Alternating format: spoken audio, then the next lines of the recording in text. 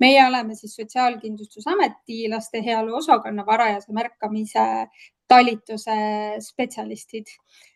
Koos meie toimetame ja töötame. Nüüd vaatame, kas mina ka enda ekraani teile jagada oskan ja saan. Vist tuli.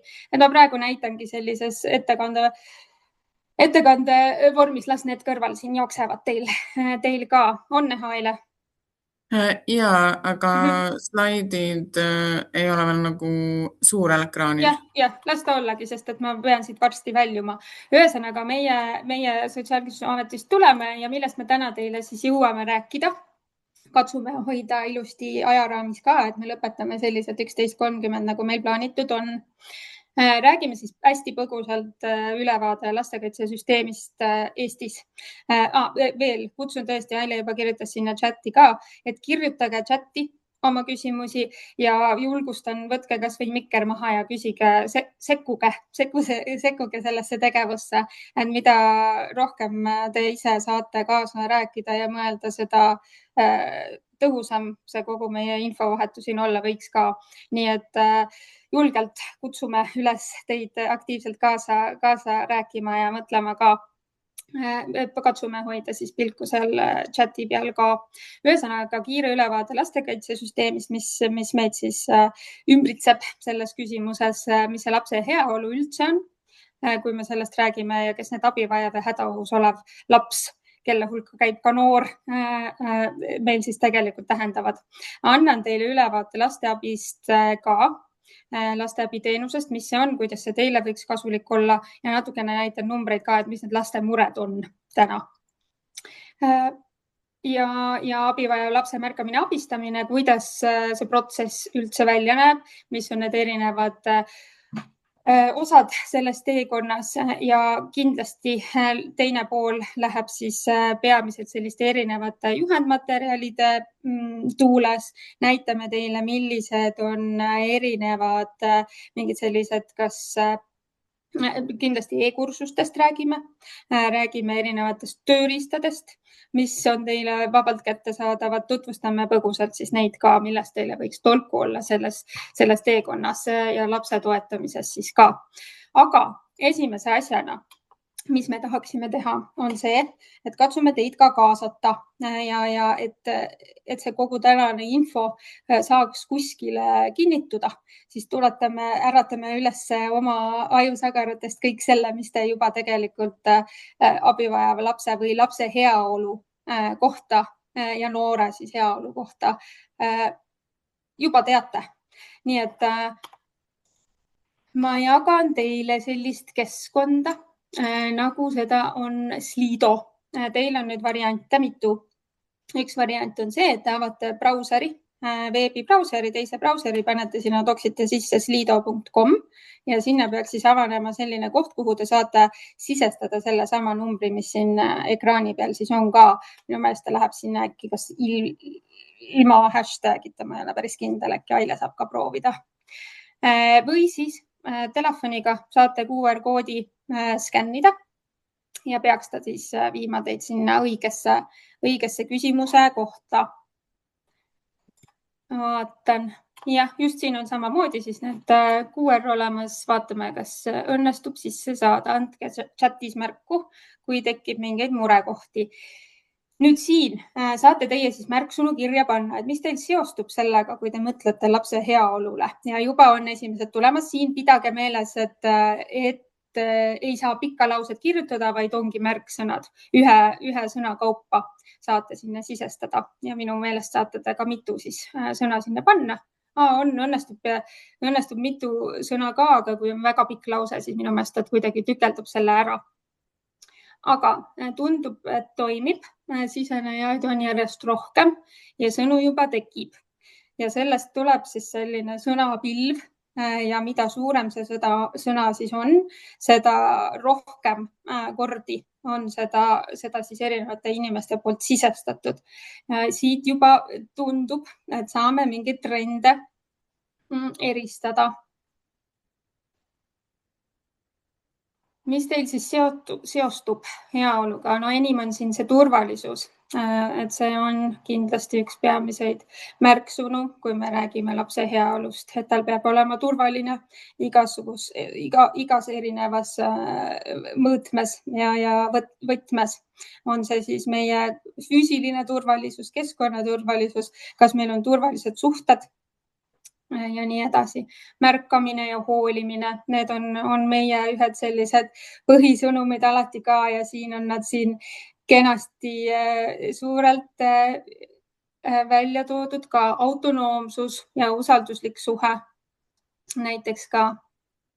Ja armsad rahu, rõõmsameelsus, vaimne turvalisus.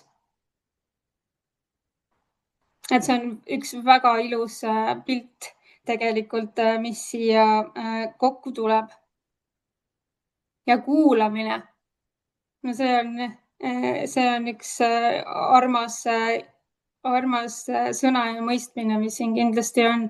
Ja ma kujutan ette, et see ilmestab seda teie noorte tööd kohe kindlasti ka, et see ilmselt on teie üks kõige väärtuslikumaid tööriistasid üldse, ma kujutan ette, on see kuulamine ja usaldusliku suhte siis kuidagi toetamine ja loomine, on ju. Võrgustik näiteks, on ju, et kes sinna lapse ümber kuulub ja kes ka minu kui spetsialisti võrgustikku kuulub, kes need on, kes mind toetada saavad ja kuidas me üheskoos selle lapse heaolu eest siis seista saame. Et võrgustikust me räägime natukene ka, et sellel on tohutu roll meie kõigi heaolus. Et üksinda on meil väga raske hakkama saada. Aga tõesti, need turvalisus, turvatunne, turvaline keskkond, et see kõik kindlasti on üks peamiseid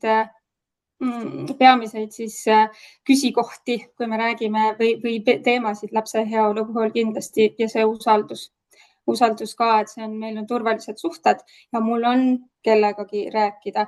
Tõttan küll ette, aga lasteabi pöördumistes ka me näeme, et see on lastel suur mure, et mul ei ole kellelegi rääkida.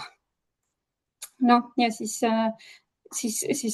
kellel on teadmine sellest lasteabist ja julgus pöörduda, et see on sageli ka see koht, kuhu pöördutakse oma muret jagama ja ma kujutan ette, nagu siin oli see teie kuulamise koht, et see noorte töövaldkond kindlasti on üks häid võimalusi, mis annab lastele koha, kus üldse rääkida ja kus on keegi, kes neid kuulab.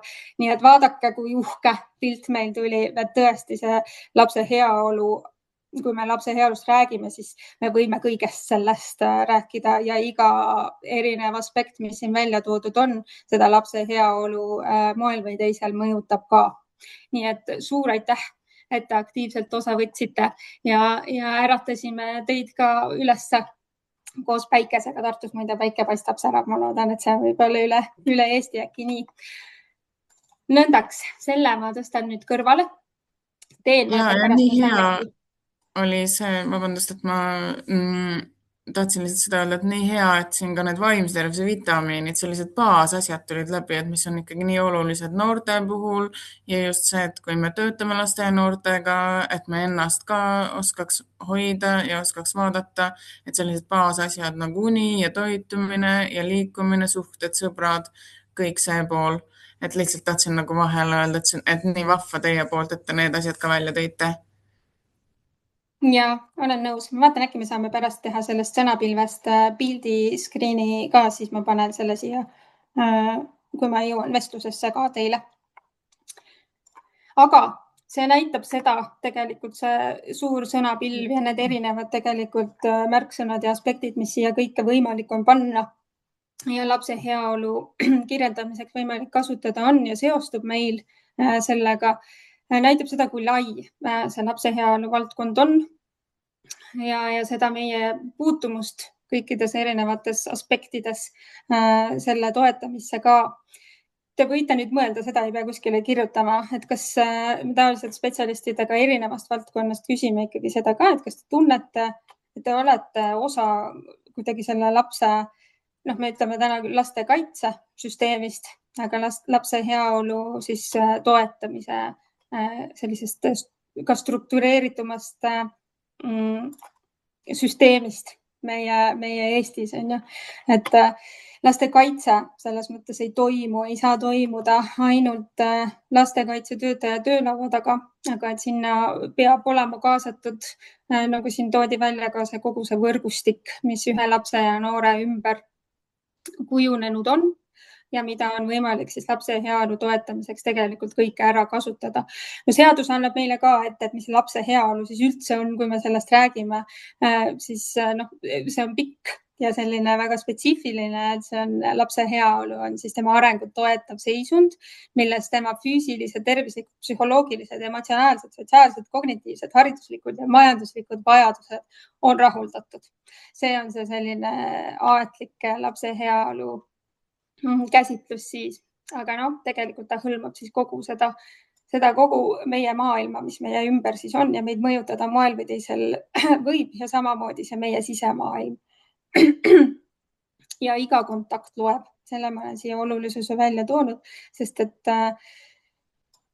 ka need lapsed, kes võib-olla ei oska või ei julge või ei taha oma muresid jagada või anda märku sellest, et neil on midagi keerukat oma elus toimumas, siis see on see koht, kus tulevad mängu need täiskasvanud ja teinekord ka näiteks sõbrad seal meie ümber, kellel on see võimalus meid märgata, meie muret märgata ja teadlikkus ka, kuidas toetada ja mis on see minu rolli kohustus ja millal kaasata õigeid teisi spetsialiste selle lapse toetamisesse. Nüüd ma näitan kiiresti, tegelikult ma tahan näidata hoopis ühest e-kursuse keskkonnast. E-kursusest me räägime teile pärast ka, aga meil on loodud selline abivajav lapse ABC kursus Digiriigi Akadeemiast ja üleval on täiesti tasuta omas tempos kasutada, tuleb lihtsalt siia sisse logida selles samas. Me pärast jagame neid slaide, seal on need lingid kõik olemas ka, mis viitavad. Ja see annab tegelikult väga hea ülevaate. Täna me teeme sellise pinnakraapimise, aga sellest e-kursust on võimalik teil siis uurida juurde kõikides nendes teemades, mille me täna saame põgusalt lihtsalt esile tuua. Aga tahtsin teile näidata siis seda sellist Eesti lastekaitsesüsteemi nagu joonist. Et kes need on, kes need erinevad osapooled on, kellel siis moel või teisel on mingit sorti vastutus meie lapse heaolu eest seista. Kõige esimene see sisemine tuum on muidugi lapse pere ja lapsevanemad. Lapsevanematel on see esimene kõige suurem ja olulisem roll lapse eest hea seista ja tema eest siis tegelikult ka hoolitseda. Nii et perekond on alati see, kellest lapse heaolust rääkides mööda ei saa. On need siis lapse ja perekonna tugevused või hoopis mingid riskitegurid, mis võib-olla selles peres siis esinevad. Siin võib-olla on oluline ka ära märkida, et laps või noor siis ei ole ka oma lapse või vanemate omand, vaid on eraldiseisev siis isik ja õiguslik oma õiguste ja oma vastutustega siis indiviid. Siis järgmine on see, kuhu kuulute teie ka, valdkondlikud spetsialistid, meie teie ja me kõik teised, kes siis oma töises tegevuses lastega kokku puutuda võime. Ja meil on siis selline järgmine tasand ja võimalus ka toetada last ja märgata tema siis abivajadust. Üldjuhul on meil kõigil siin oma spetsiifiline roll täita ja oma ka spetsiifiline võib-olla teadmine ja oskus, mille piires meil on võimalik ja võimalik siis seda last toetada, aidata ja ka oskus tegelikult siin tuleb, ma arvan, väga hästi välja see võrgustikutöö olulisus ja selle kuidagi selline võluvõti ka, et me teame, mis on minu roll ja kus lähevad minu piirid ja millal siis kaasata teisi spetsialiste selle lapse ümber. Kohalik tasand, kes siis korraldab lastekaitse lastekaitse valdkonda siis oma piirkonnas, erinevad teenused, toetused, mida on võimalik lastele ja peredele pakkuda ja kes siis seisavad lapse õiguste ja heaolu eest ja peaksid siis alati lähtuma just lapse vaatest, mis siis lapsele võiks kõige vajalikum, olulisem olla. Teatud teenused on siis see, mis meil erinevad seadused kohalikele omavalitsustele panevad, missuguseid teenuseid nad peavad siis pakkuma, organiseerima.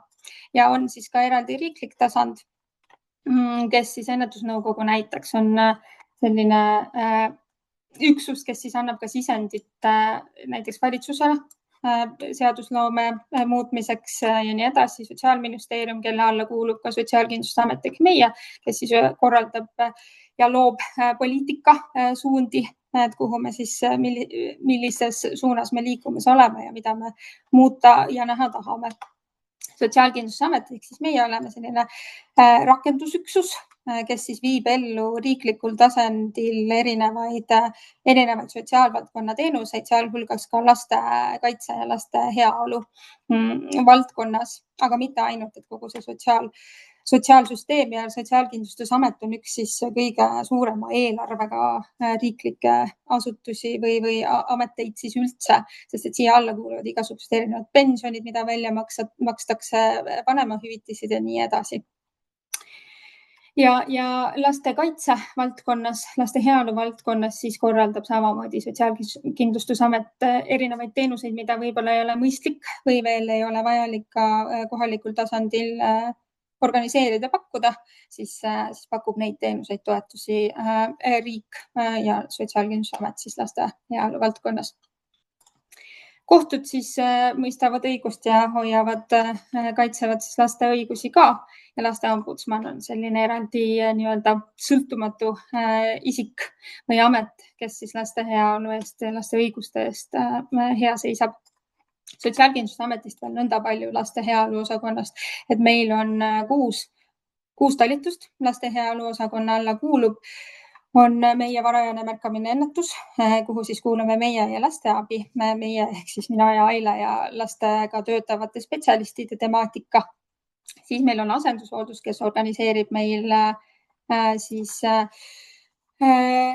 lastele toetust ja abi ja kodu ja uusi peresid, kes ei saa oma bioloogilises peres mingil põhjusel elada. Ja igasugust siis tuge ka seal selles küsimuses. Siis on meil vanemluse toetamise talitus, mis on võrdlemisi uus, tuli üle oma tegevustega Taist siin hiljuti, ehk siis nad pakuvad erinevaid vanemusprogramme pluss perelepitusteenus, mis siis aitab rahumeelselt vanematel kokku leppida lapse hooldusküsimustes, kui nad on lahku minemas. Siis on meid veel lastekaitsetöö toetamise talitus, kes siis toetavad kohalikus omavalitsuses tehtavat lastekaitsetööd, aitavad ka näiteks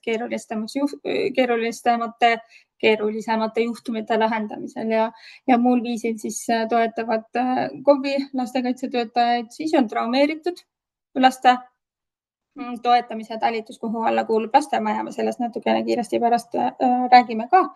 Ja viimane 6 on siis mitmekülgse abivajadusega laste toetamise talitus, kuhu kuuluvad siis näiteks kinnise lasteasutuse teenus, multidimensionaalne pereteraapia ehk siis MDFT ja sotsiaalse rehabilitatsiooni teenus ka lastele. Vot nõndaks.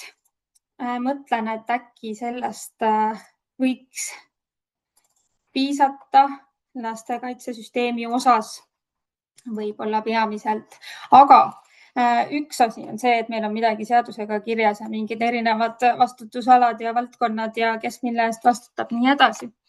Aga see kõik tegelikult baseerub valdavalt meil ikkagi meie väärtuste peal on, et kas siis poliitilised otsused või meie spetsialistide igapäevases töises tegevuses, meie väärtused, mis meid mõjutavad ja millistes nagu kokkulepetes või milliste teadmisteni ja arusaamadeni me ka oma kogukonnas tegelikult jõudnud oleme.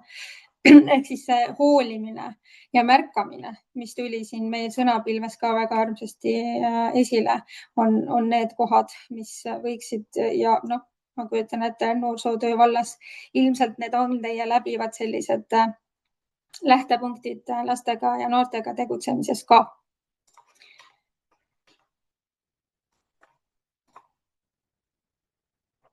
Ja varajane märkamine. Miks me üldse sellest räägime? Miks see on oluline vara märgata, vara sekkuda, on just see, et see aitab meil ennetada siis suuremat kahju, mis sellele lapsele, noorele siis tekkida võib aja jooksul. See tähendab seda, et me pöörame siis juba tähelepanu sellistele ka väiksematele muutustele, mis selle noore juures meile silma hakkavad. Teie võlu võiks ka olla see oma noorte töös, et tõenäosus on suur, et te näete neid noori rohkem kui korra ja te saate juba luua ka sellist suhet ja õppida tundma seda noort pikema aja vältel ja näha neid tõesti neid selliseid muutusi nende käitumises ja osata siis neile ka reageerida selliselt, et see toetab seda last ja kaitseb tegelikult tema huve ja õigusi ka. Nii et iga selline varakult märgatud laps või tema mure, ütleme siis tegelikult võib see päästa ja luua nende elu edasise kulu ka. Võrgustikutöö siinkohal ka üksi on keeruline. Kedagi võib-olla toetada selliselt süsteemselt. Väga oluline, äärmiselt oluline on see, et meil kõigil, oleme lapsed või täiskasvanud, oleks keegi, kas või see üks inimene, kellele me julgeme rääkida ja kelle puhul me teame, et ta on meie jaoks olemas ja seisab meie heade huvide eest. Aga spetsialistil on ka vastutus teada selles mõttes osata, suunata ja kaasata võib-olla pigem siis neid teisi inimesi selle noore ümber või lapse ümber, kellega koostöös me tegelikult siis aidata saame. Me ei saa oodata, et tervishoid lahendab haridusasutuses tekkinud probleeme ja küsimusi ja vastupidi näiteks. Et siin on oluline see, et me igaüks oma valdkonna märkamisi oskaksime näha ka suurema pildi osana või sellise, ütleme, pusletükina või pusle osana. Et kui me räägime siin sellest lapsest, kelle puhul erinevates valdkondades on ainult väikesed viited mingitele muutustele, murekohtadele ja me neid ei jaga, siis on ka keeruline võib-olla mõista seda, mis siis päriselt seal taustal toimumas on. Aga kui me igaüks oma valdkonnas oskame hinnata lapse heaolu erinevaid valdkondi võib-olla või märgata just selles oma tegevuses ja oma võimaluste piires neid selliseid pisikesi märkamisi ka, siis on võrgustikutöö võlu see, et me saame need teadmised moel või teisel siis kokku panna.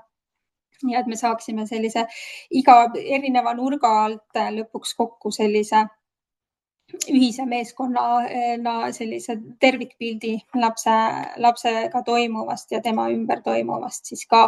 No siin on toodud ka see võrgustikutöö näide lastekaitse töö vaatest, et kui meil ongi abivaja lapsega tegemist, et siis iga selline erineva spetsialisti märkamine võib aidata selle sellise üldise teadmise ja mõistmise loomisel ka.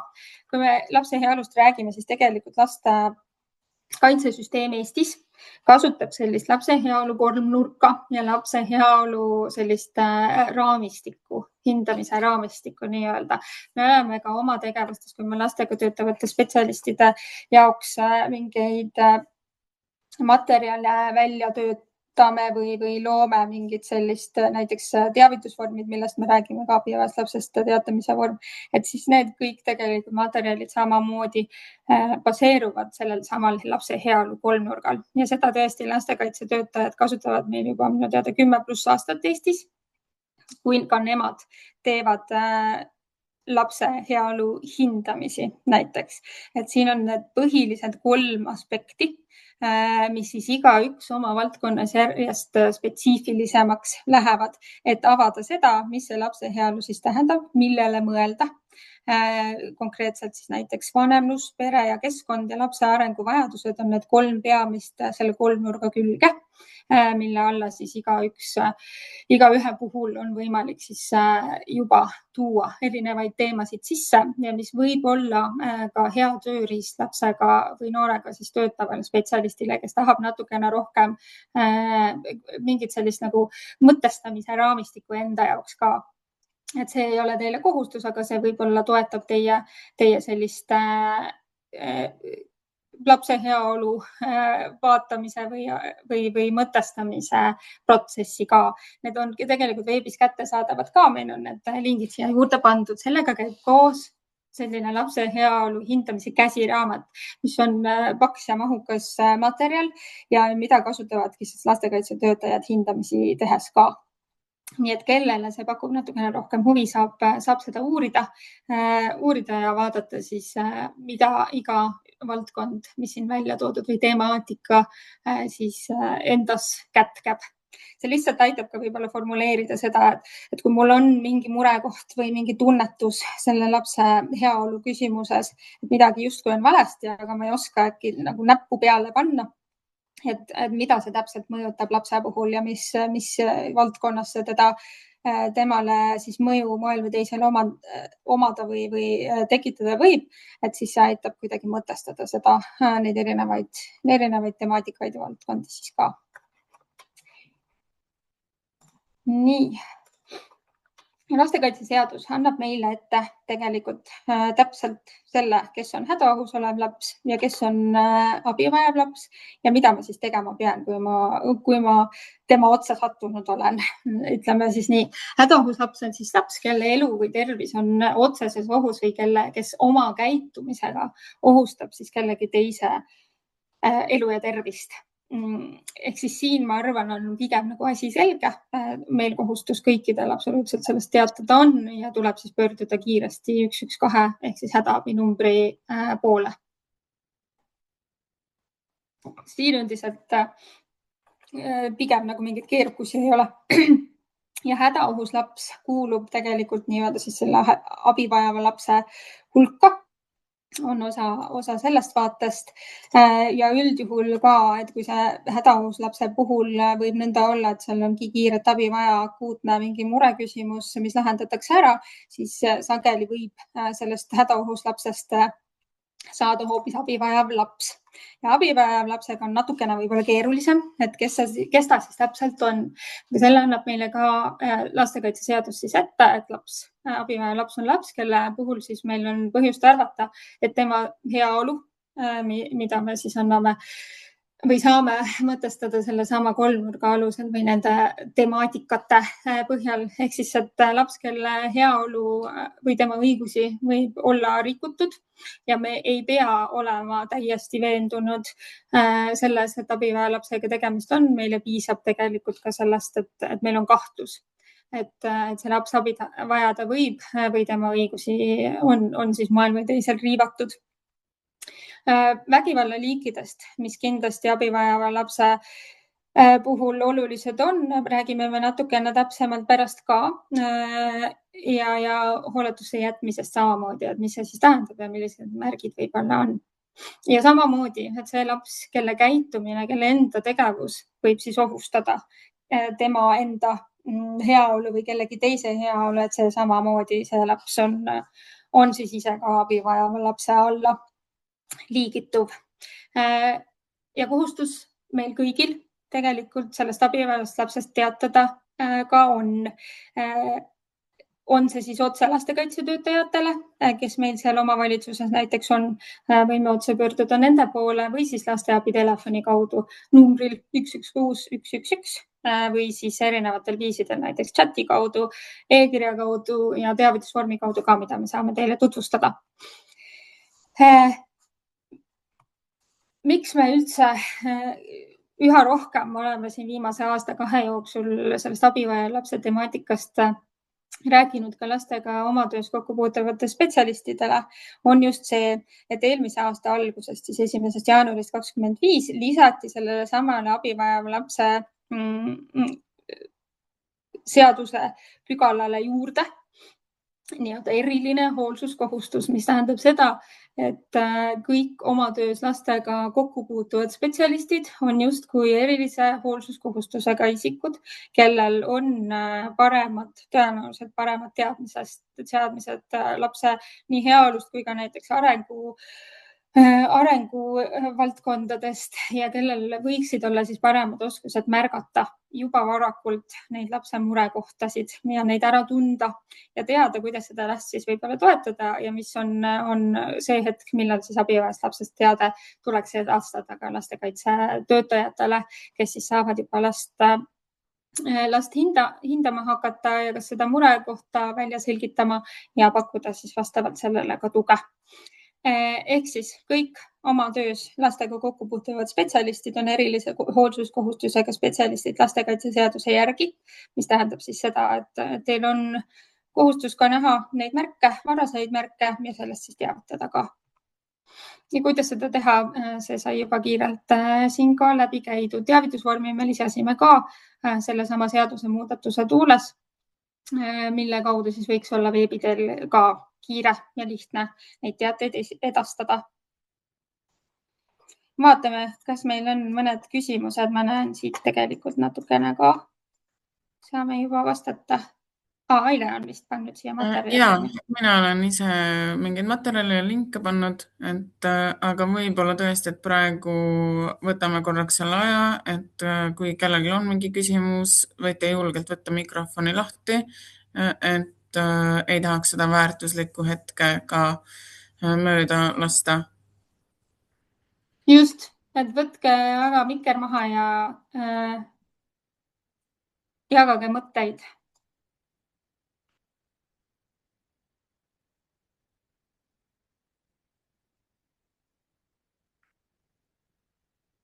Ja kui hetkel ei ole, siis saame praegu liikuda edasi ja anname teile ka võimaluse selliseks osaluseks peagi.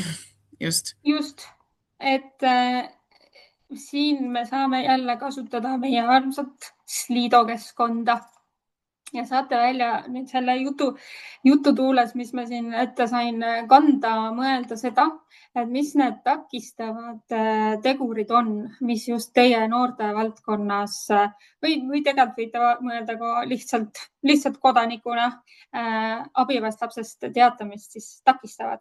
Mis need põhjused on, miks me võib-olla ka märgates, et laps tegelikult rohkem abi vajab, kui meie oma valdkonnas pakkuda saame. Mis need takistused on, miks me ei teata? Ja siin ei ole mingi süüdistuse koht, et keegi kuskil midagi valesti teinud on, vaid see on lihtsalt, see nii ongi.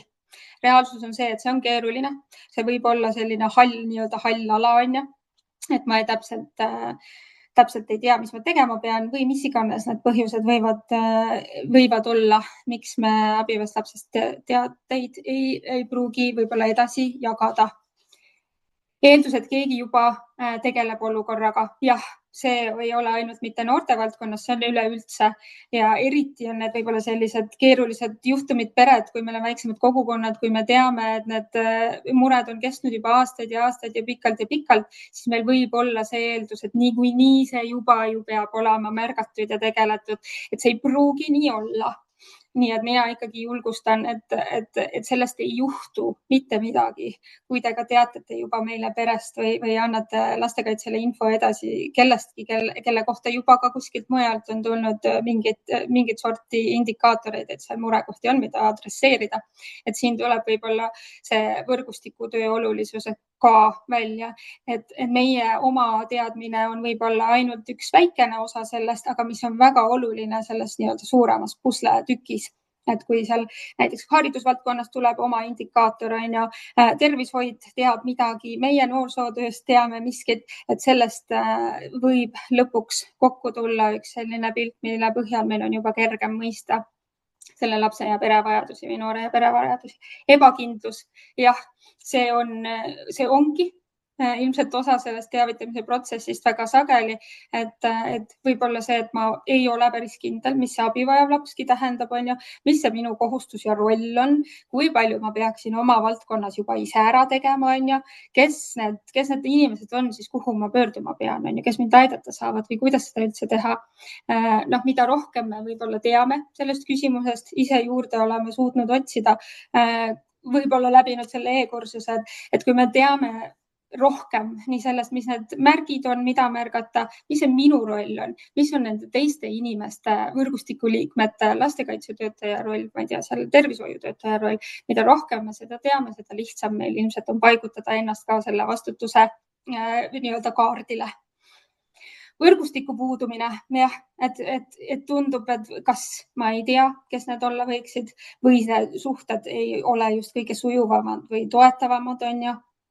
Et või nähagi seda, et kes see veel siis seda last aidata saab või et justkui kõik ressursid on ju ammendunud ja abi ei tule, et see võib kindlasti olla ka hirm, et äkki olukord läheb hullemaks. Ja see on üks legitiimne hirm kindlasti, on ju, et küll aga on siin see koht, et mis seal kaalukausi teisel pool on, et kui me nüüd märkame ja me tegelikult võib isegi teame, et lapsel need mured, üks või teine probleem on, mis tegelikult vajab tähelepanu, et kui me ei teata, mis see kehv stsenaarium siis on, et kui see laps jääb sinna oma murede probleemidega marineerima nii-öelda, on ju, ja see lumepall on juba veerema lükatud, et mis need kehvad väljavaated siis selle lapse puhul olla võiksid, kui meil tegelikult see info olemas on, aga me seda edasi ei anna. Hirm, et ei muutu midagi. See on eriti keeruline nende selliste juba mitte varajases märkamise staadiumis murede puhul, vaid nende murede puhul just eriti mulle tundub, mis on juba kuhjunud või perel on rohkem muresid kui ainult ühes valdkonnas, mida saaks mingi sellise väikese muutuse või toega lahendada. Siin tuleb võib-olla ka mõelda, et mis see meie ootus on ju. Et ilmselt see on üliinimlik, et kui me oleme näiteks ka teate teinud abivajavast lapsest, siis kas me ootame seda, et nädala pärast, kui ta mulle uuesti tuleb siia noortekeskusesse, et siis ta on nagu ära vahetatud laps, on ju. Et on kindlasti selliseid muresid, mida ongi väga keeruline lahendada, aga et kuidas siis toetada võib-olla neid kaitsetegureid, mis seda last aitavad ka nendes keerulistes olukordades ikkagi kuidagi vee peal hoida ja toetada tema seda arengut, on ju. Ükskõiksus, et me võib-olla märkame, aga ei tunne seda oma võib-olla kohustust ja rolli, on ju. Ja, et see, me tahaks ju arvata, et kõik sellised laste, noorte ja abistava elukutse esindajad kuidagi kannavad seda teadmist ja väärtust, et mul on võimalik mingit muutust ellu viia või initsieerida, on ju. Aga jah, seda ükskõiksust võib-olla kogukonnas, eks see on ka midagi, mida me saame loodetavasti pikema aja jooksul muuta, et kuidas me suhtume oma kaaskodanikku või oma lähedasse, kas või ka töökaaslasesse, et kas me oskame märkata ja märgata mingeid murekohti ja kas me võtame üldse midagi teha. Et ainuüksi tegelikult ka sellest märkamisest ju meil ei piisa, et sellele peab midagi järgnema. Et see, et meil on see teadmine, et murekoht on olemas, ei pruugi tegelikult mingit muutust ellu kutsuda. Nii, vaatame, mis siin on veel. Koostöö puudumine, jah, et seda on siin välja toodud, et neid võrgustikke, et kuidas neid saada toimima sellised, et need päriselt aitavad nii ühest küljest mind spetsialistina, aga hoiavad esikohal seda lapse heaolu ka, on ju. Väike koht ja kõik tunnevad kõiki. Jah, Eesti on üleüldse üks väike koht, on ju, et ka kui me räägime pärast sellest, et anonüümselt saab ka teatada, siis ka sellistel juhtudel teinekord, isegi kui see info kuskilt lekkinud ei ole, võib kokku panna, et kes see siis teatas ja oi, näed, kes see ja lastekaitsetöötajad ka teinekord ütlevad, esimene küsimus perel on, kes see ütles, on ju, kes see ütles, et minu lapsel on mure. Siin on jälle see, et keda ma siis kaitsen sellega, kui mul on mure teada ja ma võib-olla ei reageeri ja tegutse. Et kas see on minu ebamugavus tunne, mida ma siis võib-olla kogen selle teo tegemisel. Siin võib-olla on hea märgida ka, et me võimegi tunda kahte erinevat tunnet samal ajal ja samas situatsioonis, et ma võingi teada, et mul on kohustus teatada ja ma tunnen, et seda on vaja, et laps vajab rohkem tuge, kui mina talle täna siin pakkuda saan ja tean, et see on õige ja õige asi, mida teha, aga ma võin ka tunda tegelikult natukene seda, et ma ei tea tegelikult, kuidas see edasi läheb, on ju, ja kas et seal, kas mina võin sattuda kellegagi konflikti, on ju. Et siin on see küsimus, et meie võiksime seada esikohale selle lapse heaolu ja selle, mis tal siis päriselt vaja on, versus see, et keegi natuke pahandab minuga. Et need väikese kohad ja tunnevad kõiki ja see info tuleb välja ja et kas seal on selle näiteks ka laste sildistamise mingi aspekt pärast juures, et need on olulised mõttekohad, mida kindlasti arvestada, aga pidada alati meeles, et mis sellest lapsest edasi saab, kui ta selles mures abi ei saa.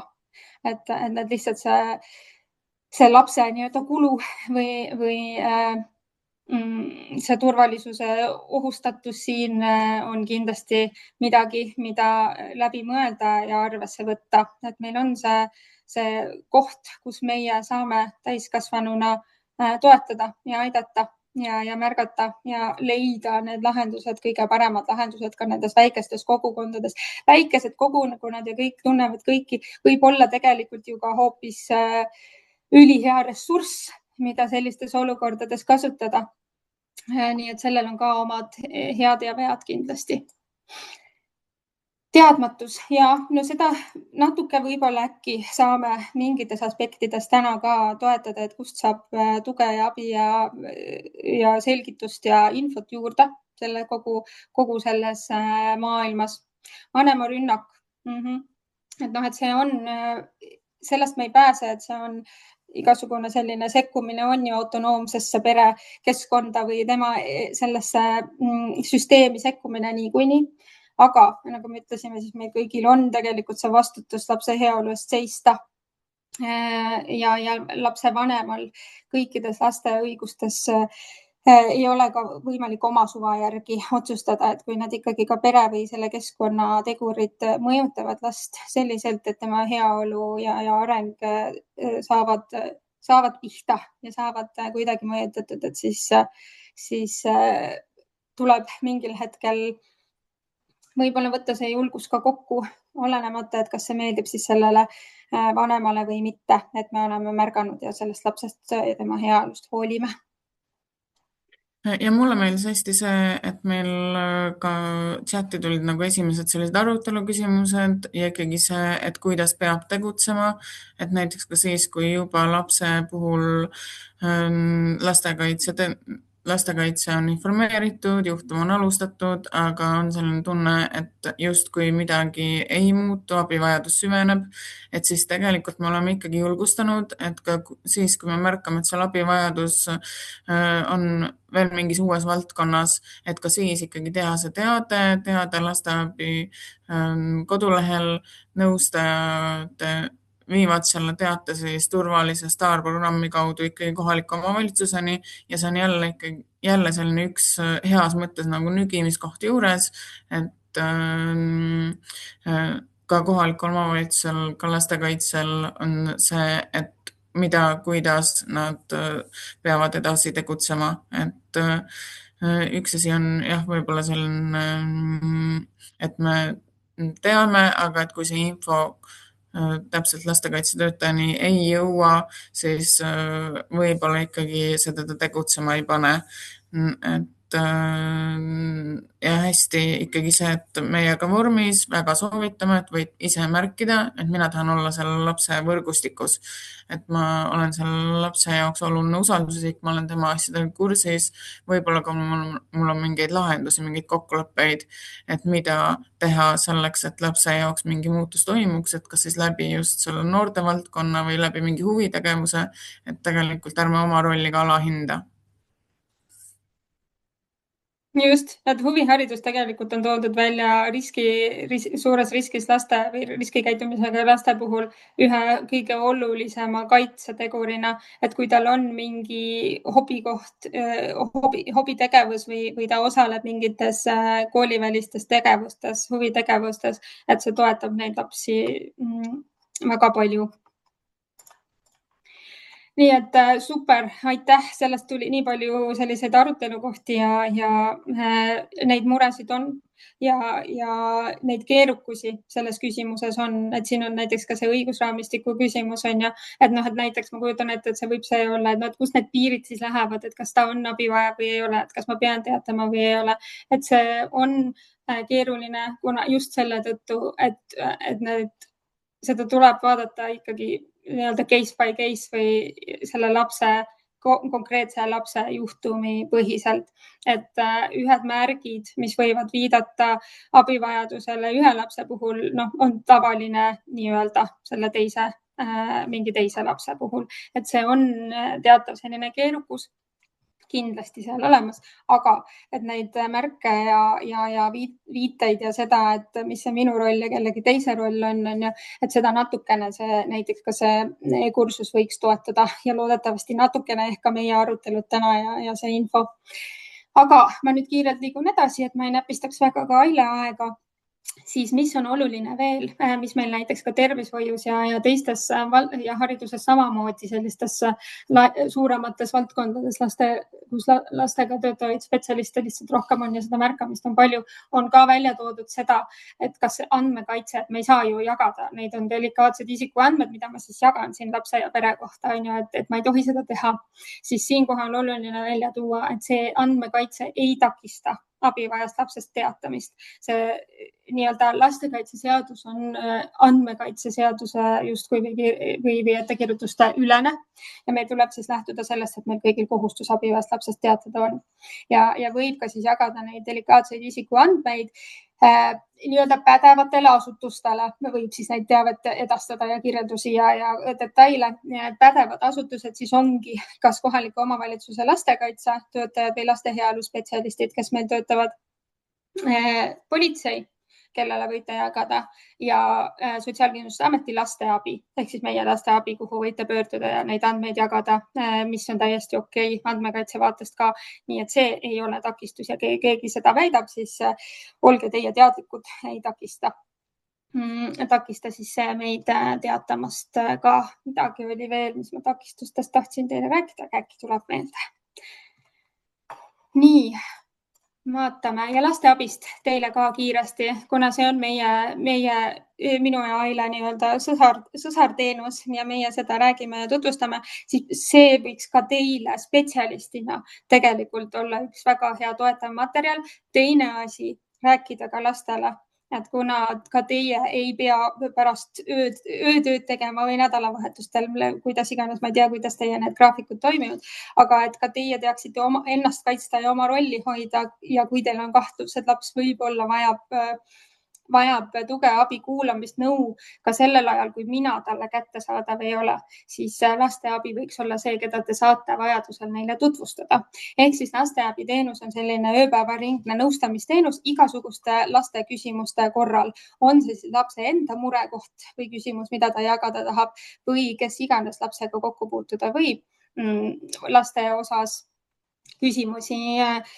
küsimusi tekkinud on, nõu tahaks saada, siis see lasteabi on teile kõigile ja meile kõigile kättesaadav. Samamoodi võtavad nad siis neid abivajava lapse teateid vastu ja aitavad ka läbi mõelda selle, et kas siin selles olukorras peaks teatama ja mis ma ise saan ära teha ja kuhu see teade siis edasi liikuda võiks. Et see võiks olla teile ka kuklas alati olemas, see lasteabiteenus, et ei pea selles mõttes arvama, et siis kindlasti kohe see info edasi liigub, on ju. Ei, te saate helistada, nõustajad aitavad teil läbi mõelda selle olukorra, annavad nõu võib-olla ka, et mul on siuke laps, no enam ei oska midagi teha, on ju, kuidas seda noort toetada ja aidata, et nad selles osas aitavad ka teid.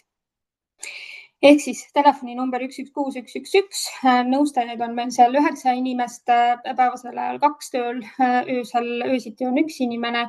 Kõnekeskus on selliselt üles ehitatud, et kui ka kui ka liin praegu on kinni, kui ma helistan, siis see süsteem helistab teile ise automaatselt pärast tagasi. Nii et ükski ei lapse kõne ega teie kõne selles mõttes kuskile õhku rippuma ei jää. Ja tõesti südaööl ka võib helistada ja lastele võib olla see üks hea päästerõngas. Mis teil võib-olla veel on hea teadmine lasteabi puhul, on see, et meil on ka veebiteraapia võimalus. Tasuta sellised teraapia pikema, siis ütleme sellised tunniajased, kui nõustajad nii pikkasid nõustamissessioone ei tee, siis kui mure on nõnda suur, et seal võiks natukene rohkem tähelepanu sellele lapsele pöörata, siis selline veebiterapeudi teenus on olemas. Kas siis jällegi lasteabi teenuse kaudu saate aja panna või saab see noor aja panna või siis lasteabi veebis on eraldi selline veebiteraapia lingike. Äkki Aile, sa saad sellega panna või? Kuhu siis saab? Seal peab küll ennast registreerima siis ID-kaardiga, kui sa veebi kaudu endale paned või mobiil-ID nii edasi on jah. Aga et ka seal saab tegelikult jääda selles mõttes esialgu anonüümseks, kui te telefoni kaudu näiteks panete või ka kui teie ise oma meeskonnaga, ma tean, et nad on ka spetsialiste nõustanud nende veebiteraapia sessioonide käigus, et kui on tõesti mingid sellised juhud, kus oma mõistus saab juba otsa, tahaks kellegagi arutada, et nad on küll sellised, me ei kutsu teda selles mõttes, ta ei ole nagu teraapiline, kuna see on selline maksimum võib-olla 5 korda, on ka juhtusid, kus võetakse rohkem vastu ja nii edasi, aga et see võiks olla selline esimene päästerõngas, mis me teame, kui keeruline võib olla täna saada vaimse tervise spetsialisti juurde aega, siis see on hea teadmine, et seda võimalust saate ise kasutada ja noortele võib-olla ka vajadusel pakkuda.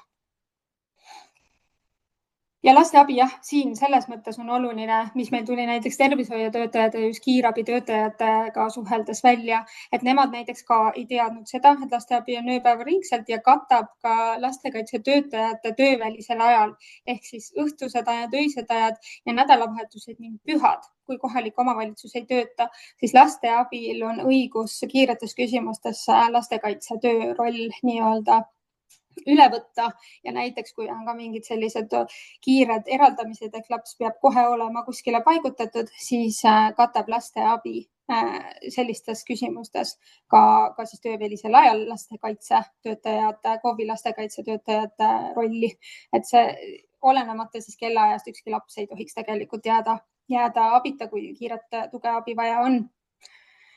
Ja võib-olla sellest teatest ka, et abivajav lapse teate sisse tulemine nii-öelda laste abitelefonile, siis ka need kõik teated, mis iganes vormis te seda teadet teete, jõuavad lõpuks ikkagi lastekaitsetöötaja töölauale kohalikus omavalitsuses, kes nendega siis tegelema hakkavad.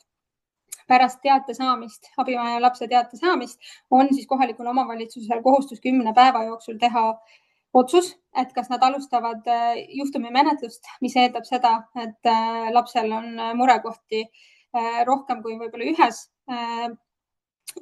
heaolu valdkonnas on ju, ja mida ei anna siis murekoht, mida ei anna siis võib-olla sellise ühekordse sekkumise või mingi toe või meetmega lahendada. Et siis tuleb algatada juhtumimenetlus. Kui nad nüüd teevad nii-öelda selle eelhindamise pärast seda abivajav lapse teate saamist, hindavad ära, võib-olla küsivad juurde erinevatelt võrgustiku liikmetelt selle lapse situatsiooni kohta, suhtlevad lapse ja pere ja lähedastega ja hindavad, et tegelikult seal mingit abivajadust suurt ei ole. Kas siis lahendame mingi sellise ühekordse lühikese sekkumisega selle murekoha ja laps saab rõõmsalt edasi toimetada, elada, et siis seda juhtumimenetlust siis ei algatata ka, aga 10 päeva on siis kohustus, millal nad sellega tegelema peavad. Ja kiiresti pöördumised, lasteabi pöördumised on nii aasta-aastalt kasvanud. Alustasid nad 2009 aastal üldse MTÜ-na ja üsna pea siis tegelikult nägi riik ka seda vajadust, et see on oluline laste toetamise kanal ja tänaseks on ta jõudnud selleni, et ta on riiklik teenus ja ta on nii-öelda punane teenus, mis ka kriisi ajal tegelikult peab jätkuma sellisena, nagu ta täna töötab. Nii et seda olulisust on nähtud ja numbrid näitavad ka seda, et see on üks oluline kanal meil täna ikkagi. Pöördumised jõudsid esimest korda siis eelmisel aastal üle 20 000 ja täna me juba näeme, need esimesed kuud on olnud ikkagi rekordeid löövaid pöördumisi päevas ja eraldamisi ja nii edasi, et see see on oluline, eks mitte, et lastel oleks kuidagi ekstra palju muresid iga-aastaselt juurde tekkimas, pigem on võib-olla see teadlikkus sellest võimalusest ja teenusest kasvanud. Jah, ja miks siis pöördutakse? Lapsed ikkagi peamiselt ise on vaimse tervise küsimused. Väga sage, nagu me juba mainisime, on see, et ei ole nagu kellelegi rääkida ja siin isegi on see olukord, et meil võib olla ka vanematega väga hea suhe, aga ma ei taha neid koormata, et ma tean, et tal on siis kurb, kui ma räägin, et mul on raske, on ju. Et ka neid juhtusid on päris palju. Ehk siis teine ongi erinevad suhteküsimused, on need siis lapsevanematega või siis näiteks noortel omavahelised suhted, on ju, väärkohtlemise juhud ja mingid sellised kasvatusmeetodi küsimused. Täiskasvanud ise on enim siis ka samamoodi, ongi just need laste kasvatamise küsimused, miks pöördutakse, et mis ma teen selles olukorras või see on keeruline minu jaoks. Teine on siis teatud väärkohtlemisest või kahtlused ja kolmas on iga aastaga tõusnud nüüd saanud siin auväärsele 3. kohale on hooldusõiguse küsimused. No ma kujutan ette, et see võib-olla moel või teisel jõuab ka teie noorsootöötajate töölauale on ja võib-olla ka üha rohkem. Et ka näiteks see perelepitusteenus, mis meil siin SKA-s on, mida pakutakse lahkuminevatele vanematele, on just sellest tekkinud, et kohtusse jõudis neid vanemate vahelisi vaidlusi nõnda palju, et seda läks pidi leidma siis mingeid toetavaid viise, et mitte ka koormata seda kohtusüsteemi nendes küsimustes. Aga et see on oluline küsimus ja need lapsed sageli jäävad sinna kuidagi vahele või muutuvad mingiks nii-öelda vahendiks selles vanemate vahelises kakluses, et tegelikult see nii olema ei peaks. Nii, kuulge, mina juba näpistasin palju aega, annan nüüd üle sõnajärje Ailele. Ja, aga igal juhul Maibel suured tänud ja selles mõttes, et mõned küsimused chatis saame ka vastata, et hästi oluline ka see teadmine, et kui me räägime abivajavast lapsest, et siis tegelikult nii nagu lapse areng ikkagi on selline pidevas liikumuses, et võib tõesti olla nii, et laps, kes on ühel hetkel abivajav, ikkagi võib osutuda hädaohus olevaks lapseks ja siis tuleb teavitada häirekeskusele, et kui näiteks keegi laps võib osutuda iseendale või teistele ohtlikuks või selle lapse elu või turvalisus on ohus. Ja võib-olla, kuidas just ka see väärkohtlemise puhul, et me peame olema ka teadlikud, et kui me anname selle teate abivajavast lapsest edasi, et siis väärkohtlemine ja näiteks kui me võtame seksuaalse väärkohtlemise, et siis anname teate edasi, mitte ei hakka kohe kontakti võtma lapsevanematega, et seal vahel ikkagi see hirm on, et laps näiteks teatab väärkohtlemisest, läheb koju ja siis juhtub midagi hullemat või see laps tõesti satub ühel või teisel viisil ikkagi nagu päris hädaohtu. Et seda me kindlasti tahame ennetada ja et ikkagi see väärkohtlemise kahtluse puhul, kui lapse sõbrad, kes tahes on midagi usaldanud, et siis me vanemaga kontakti võtma ei hakka, et siis me selle teate anname igal juhul edasi. Mainiksin seda, et tõenäosus on suur, et just kuidagi selles noorte valdkonnas on see usaldusliku suhte rikkumise küsimus üliterav, ma kujutan ette, on ju, et võib-olla seal see teistes valdkondades ma kujutan ette, võib-olla see on kuidagi lihtsam hoida seda või seda kuidagi oma rollist tulenevat kohustust, et ma kujutan ette, et kui te olete loonud juba selle hea suhte, võib-olla te teategi, et te olete ainus, kellele ta julgeb rääkida, et kuidas siis hoida seda usalduslikku suhte nagu jätkumist, kuigi ma tean, et see laps vajab rohkem abi, kui mina talle suudan pakkuda.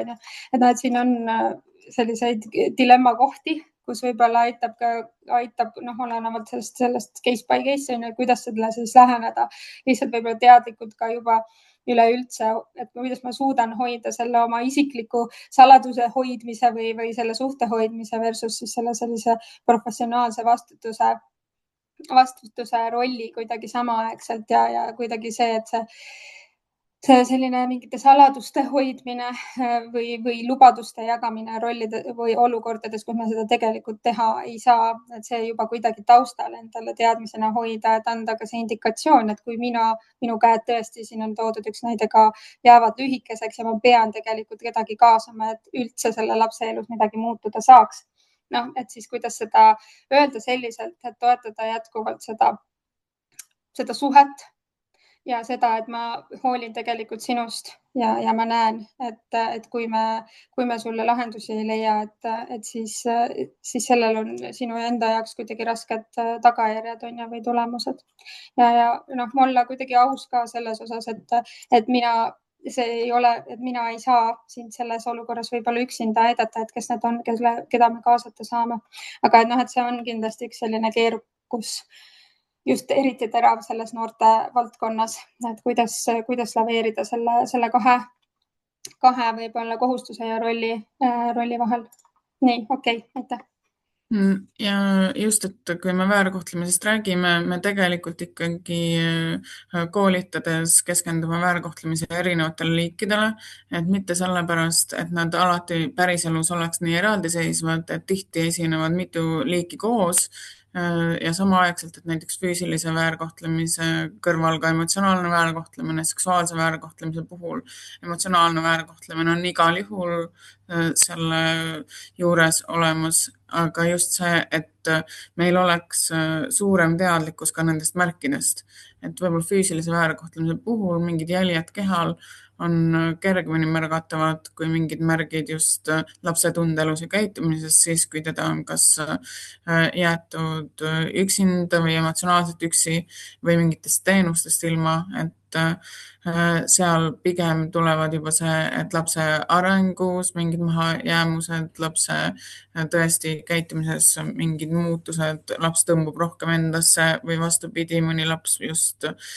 muutub nagu väljapoole selliseks aktiivsemaks, võib-olla tekivad konfliktid kergemini, et see süütenöör muutub lapsel väga-väga lühikeseks, et siis seal taga võivad olla ikkagi, et me ei saa lükata kõrvale seda väärkohtlemist, et midagi selle lapse elus on muutunud, et ühe näitena võime tuua, et lasteabi teated meie poole pöörduvad ju erinevad spetsialistid, et on üks näide koolisüsteemist, kus siis lõpuks lasteabiga võeti ühendust, kui laps õpetajat ikkagi ründas, aga seal tegelikult, kui hakata ja kui nõustaja võib-olla nagu rohkem süvenes, et siis mingid muutused lapse käitumises olid juba varem ja tegelikult oli ikkagi nii, et laps oli meeleheitel, et seal peres toimus väärkohtlemine juba mitmendat päeva, et sellist nagu võib-olla kõige esimene märk oli ikkagi selline, et ta ei suutnud paigal püsida, ta ei suutnud keskenduda tundides, teda pidi pidevalt korrale kutsuma ja ka peale tundide lõppu, et need tegevused, mis laps tegi, et nagu seal tundus täiesti pidetu, et ikkagi me usaldaksime enda sisetunnet, kui meil on tunne, et selle konkreetse lapse puhul midagi on väga valesti, proovime ka võib-olla saada selle lapse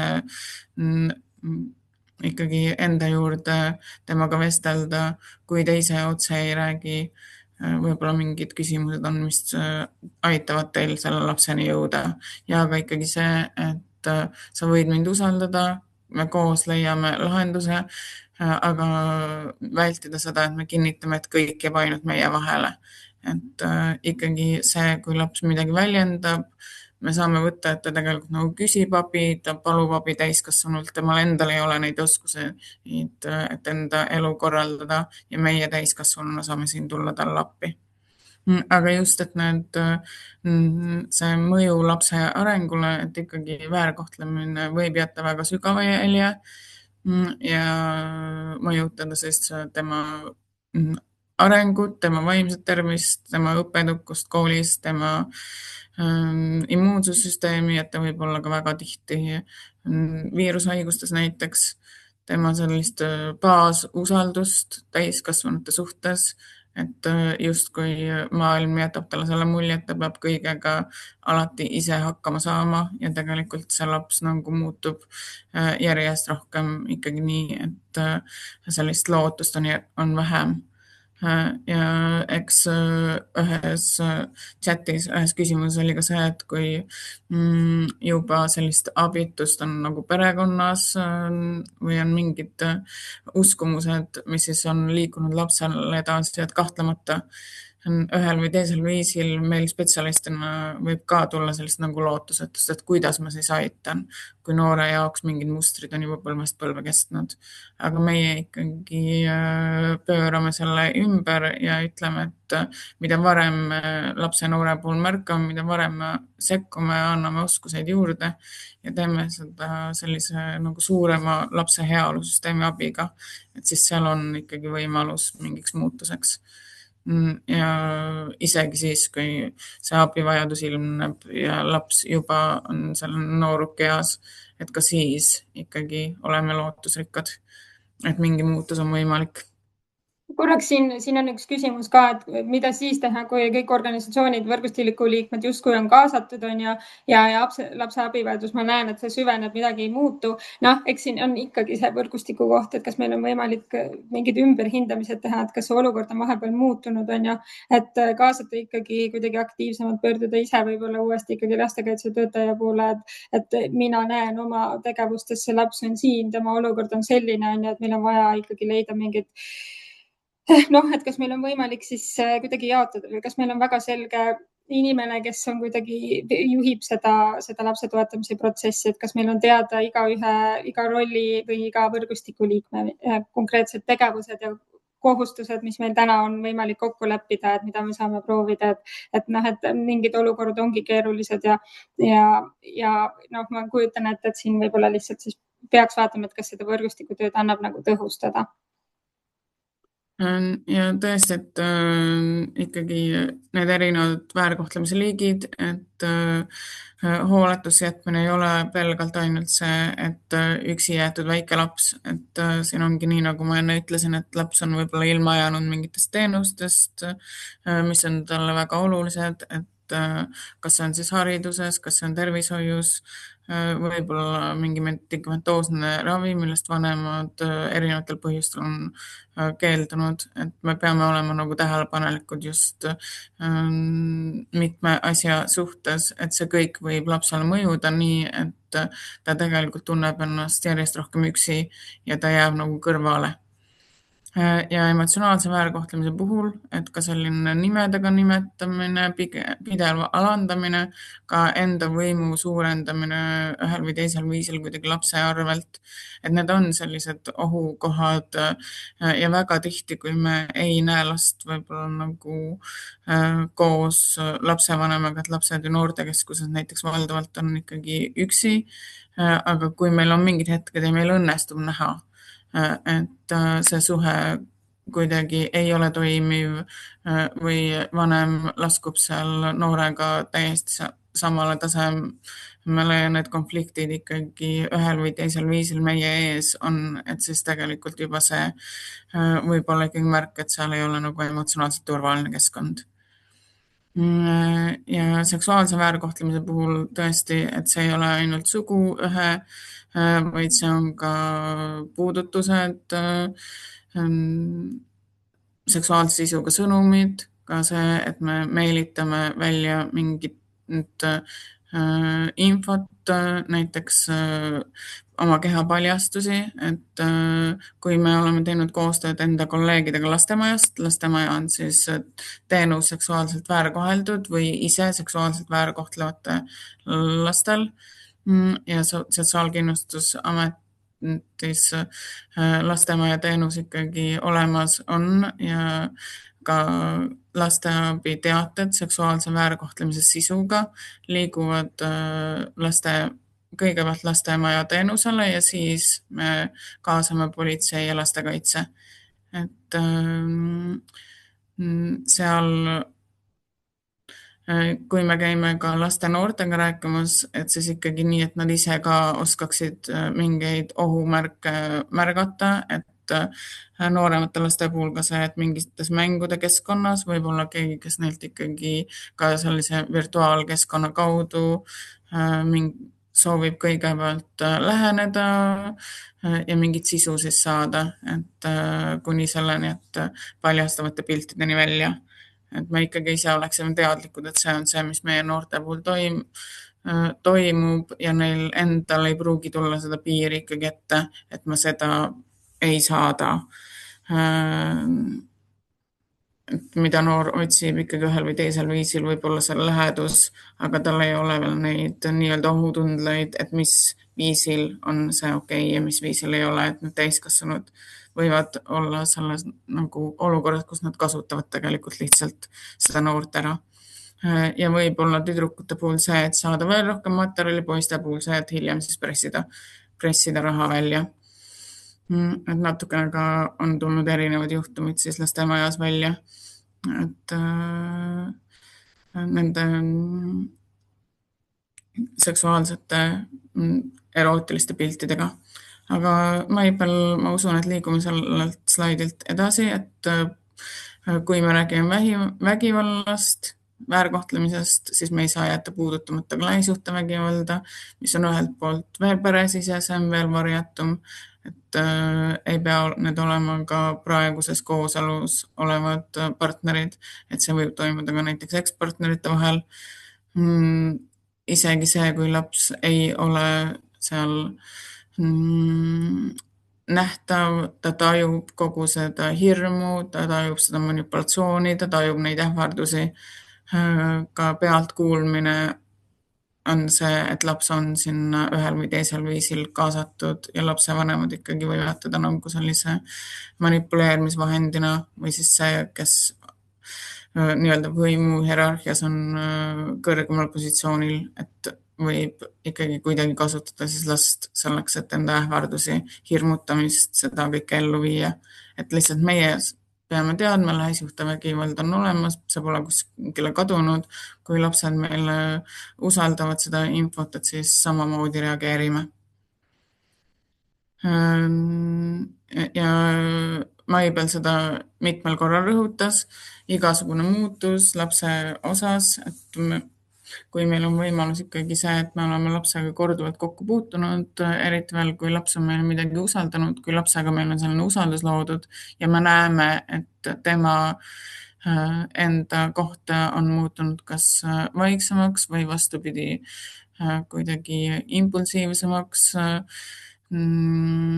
et need võivad olla märgid, et midagi suuremat lapse elus on toimumas, mis tema turvalisust ohustab. Ja üks ka see, et kui me lapsega ikkagi vestleme ja me näeme, et ta justkui ei ole motiveeritud ise siis mingeid muutusid ellu viima, et ka seal taga võib tegelikult olla see,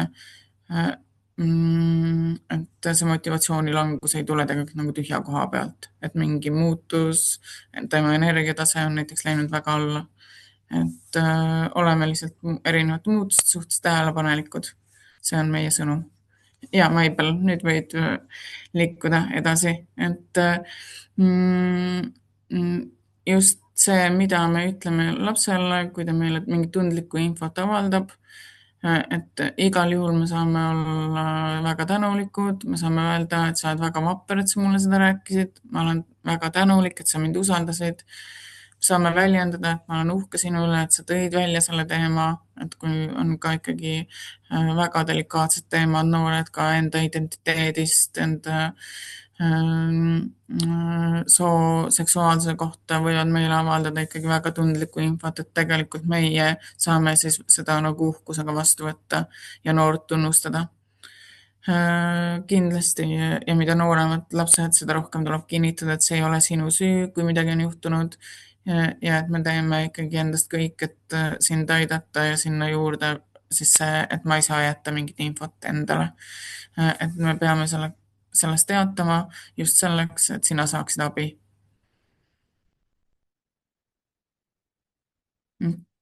Ja lastemaja teenus, et uuesti lihtsalt toome siia ka pilti koos visuaaliga, et see on just seksuaalselt väärkoheldud ja kahjustava seksuaalkäitumisega lastele ja lastemaja teenus siis samamoodi Sotsiaalkindlustusameti üks teenustest on.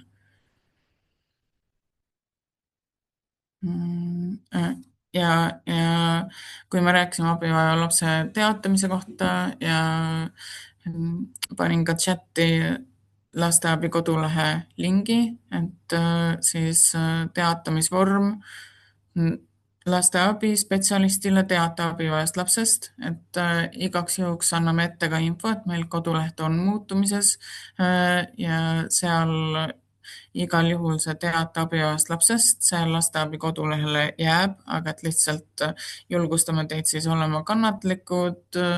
Eesmärk on meil tõesti teha nagu sisusõbralikumaks, erinevates seadmetes kasutaja mugavamaks, aga et see teavitusvormid lasteabi kodulehel igal juhul ka tulevikus leitavad on ja praegu spetsialisti all rubriigis teate abivajast lapsest.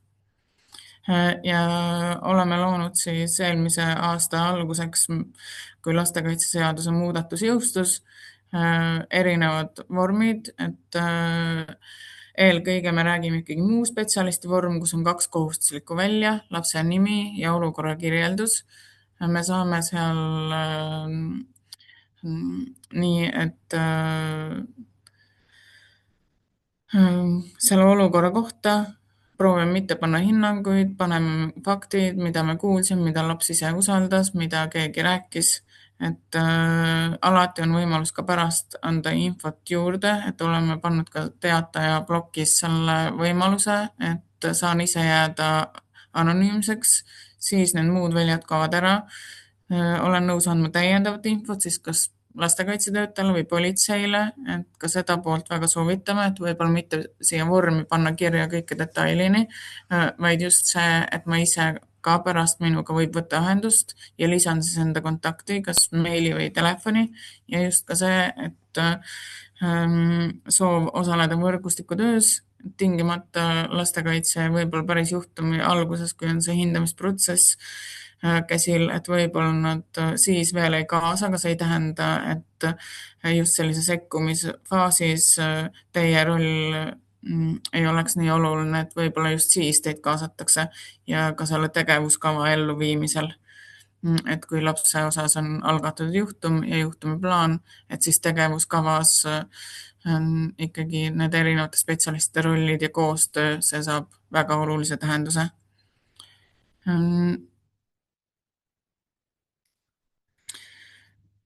Ja saame siis nii, et saate ka võib-olla ise selle teavitusvormiga tutvuda, võib-olla mõni teist on juba teatanud, et igal juhul suured tänud ja see on tõesti siis üks viis, et võib ka otse võtta lastekaitsega ühendust kohalikus omavalitsuses.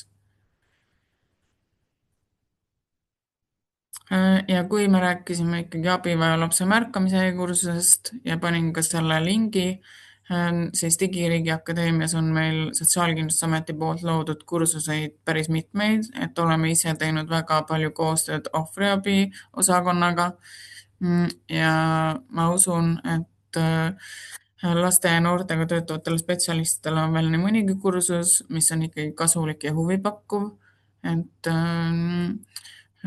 alates psühholoogilisest esmaabist, taastavast õigusest kuni lähisuhtevägivalla märkide tundmise ja trauma teadlikkuseni välja, et julgustame igal juhul võtma selle aja ja nende kursuste puhul on ka see, et kui meil organisatsioonist läbib mitu, et siis teil tekib ka endal võimalus omavahel arutada, omavahel seda teadmist jagada ja selliseid nagu reflektsiooni arutelusid teha. Et see võib osutuda ikkagi hästi rikastavaks ja aitäh neile, kes on juba praeguseks kursust läbinud. Et me e-kursust ka eelmise aasta lõpus veidi täiendasime, et suuremas osas jäi samaks, aga just lisasime ka mõned lähisuhte vägivalda puudutavad lõigud ja ka näiteks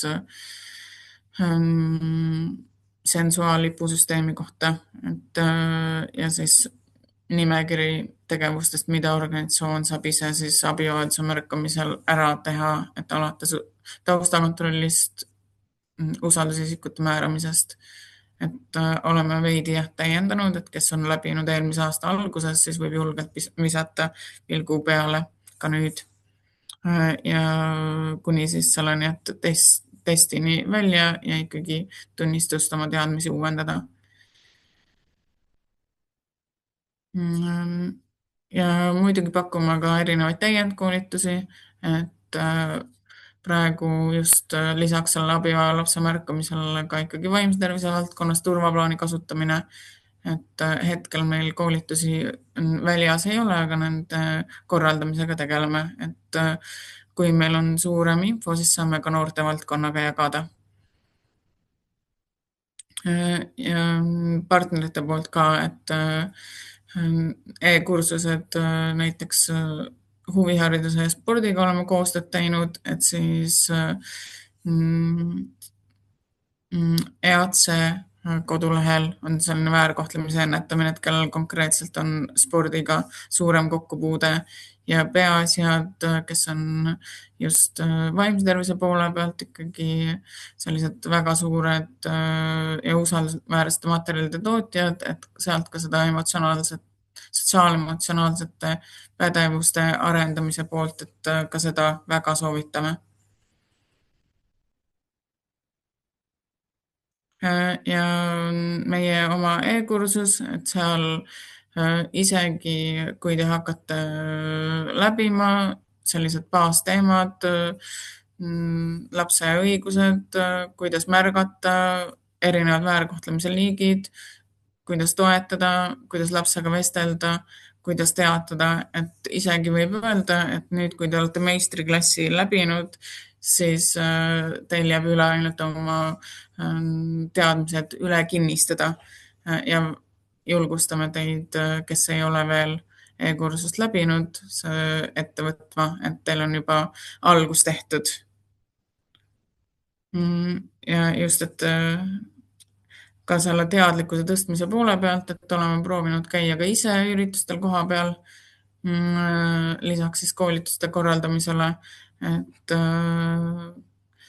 koos lasteabimaterjalidega, et kui me alguses tegime ka sellised 4 toetavat küsimust, et mis eelkõige haridusvaldkonnas läksid väga ruttu ka käiku, et mida me võiksime märgata, mida me võiksime tähele panna ja lapse heaolu kolmnurgast just need 4 olulist välja, et mis on ikkagi, kui me märkame, et lapse tervises on mingi muutus, lapse tundeelus, lapse turvalisus, lapse eest hoolitsemisel.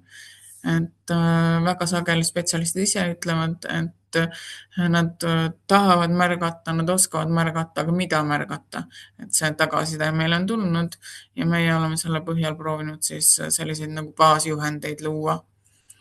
Ja päris, kui ikkagi see eriline hoolduskohustus siis seaduses jõustus, selleks hetkeks ka lõime erinevaid teavitusvideosid, proovisime natukene mõelda ka erinevate valdkondade peale, huviharidus, haridus, tervishoid, et oleks ka spetsialistil võimalus siis samastuda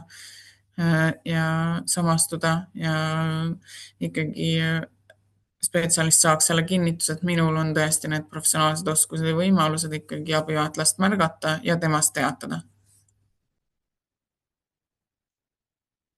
Ja vaimse tervise valdkonnas julgustame just, et Sotsiaalkindlustusamet on loonud suitsiidiennetus valdkonnas Safeboxi, mis tegelikult sisaldab töölehti ka enesehoiuks, ka vaimse tervise muredega toimetulekuks ja just kõige uuem artikkel see, et kuidas luua ise oma Safeboxi, et seal on nii sisulehed, neid saab võtta, välja printida, seal on ka näidisesemed, et tegelikult see kontseptsioon on ikkagi nii, et iga noor võiks leida koos turvalise täiskasvanu, koos juhendaja abiga endale sobivad viisid, kuidas raskete tunnetega toime tulla, kuidas keerulistel hetkel rahuneda ja mõelda just, et kui need mõtted on ikkagi esil, et mida me selles kriisiolukorras teeme, täita ära turvaplaan, ja mõelda ka see, et kes on need olulised lähedased nii perekonnast kui spetsialistide ringist, kes saavad olla toeks, kellega noor saab võtta ühendust nii, et ta ei pea nii-öelda hakkama seda lugu algusest peale jutustama, vaid me saamegi aru, et mis see seis on ja juba, et mida me selles olukorras teeme, et ikkagi noort hoida sellises turvalises tegutsemises.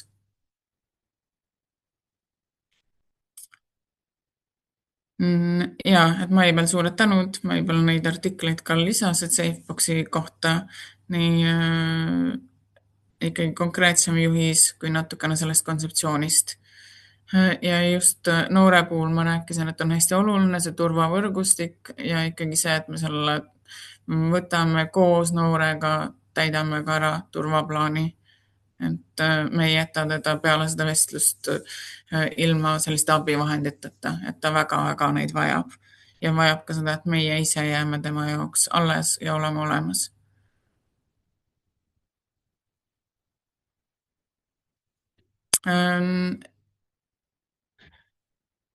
Lisasin siia ka huvihariduses, oleme proovinud ka seda poolt siis koos spetsialistidega, kes ise juba valdkonnas töötavad, kellel on mingi kogemus, et huvihariduses, mis on ikkagi see, mida lasteasutus, mida organisatsioonid saavad ise ära teha, et see jälle üks selline uuem dokument nädala alguses Pärnu huvihariduse noorsootöö konverentsil esimest korda tutvustasin seda, et meil on huvihariduse hea tava juurde käib seletuskiri ja lõime sellise vahva plakati teema tutvustamiseks, et kus me läheneme nagu baasväärtuste tasandil, et ikkagi just see koostöö olulisus, koostöö noorega, koostöö lapsevanemaga, avatus, et me oleme ikkagi kõikidele noortele avatud ja hoolivus, mis on meil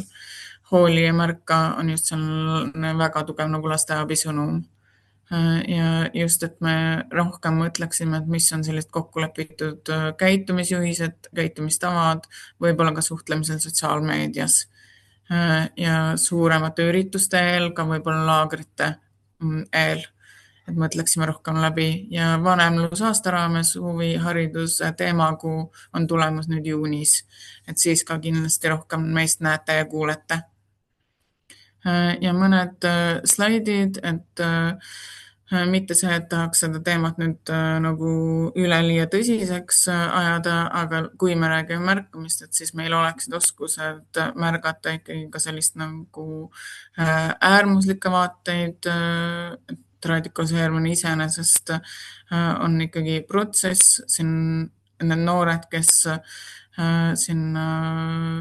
need vaated, need uskumused omaks võtavad, nemad juba on ikkagi haavatavad noored ise, et seal on olnud kas mingid kriisid siis noorel endal või mingid kriisid perekonnas ja et kui me ikkagi märkame mingeid muutuseid, siis samamoodi võib see olla see, et me anname sellest teada, et me teavitame või me proovime kõigepealt muidugi selle noore endaga vestelda, et mis seal taga võib olla. Ja, aga liigume siit edasi. Ja et oleme pannud ka sellise Sotsiaalkindlustusameti kriisitoe numbreid, et mitte ainult lasteabi, vaid meie kolleegid ohvriabist, meil on ka emotsionaalse toe ja hingehoiuteenus, meil on erinevad võimalused siis, et terve elukaare ulatuses, et kuidas Sotsiaalkindlustusamet proovib erinevates teemades toeks olla.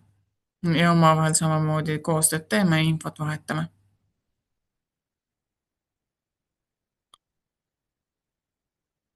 No nii, Maibel, kuidas meil on, kas mängime? Ja, et kes meil... Ma mõtlen, äkki võib-olla on meil selline küsimuste koht ka, kas keegi tahab oma mõtteid jagada, mingid teemad veel tõstatada?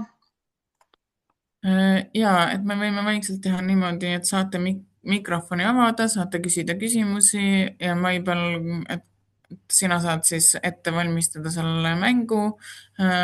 Mängu jaoks meil läheb vaja ikkagi mobiiltelefoni. et saame siseneda, saame koos ühe vahva mängu läbi viia, selline viktoriinilaadne, mõned olulisemad küsimused selle sama abielulapse märkamise teatamise kohta, kellel vähegi mahti on. Ja igal juhul, et 11:30 siis lõpetame ja tõmbame otsad kokku. Mäng nii kaua aega ei võta, aga pärast ka jätame mingi aja veel küsimusteks. Ja kui on praegu mingi küsimus, võite ka praegu. Oleme olemas. Ja küsimusi võib tulla ja esitada julgelt või lihtsalt ka midagi tahate arutada või mis iganes mõtteid jagada, et siis julgelt seda tehke.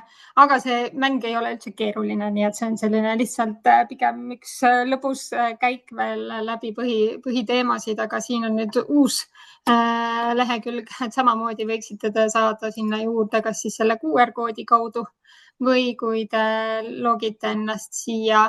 No näed, Evelin juba on saanud ennast sisse logida, vaatame, kuidas läheb teistel.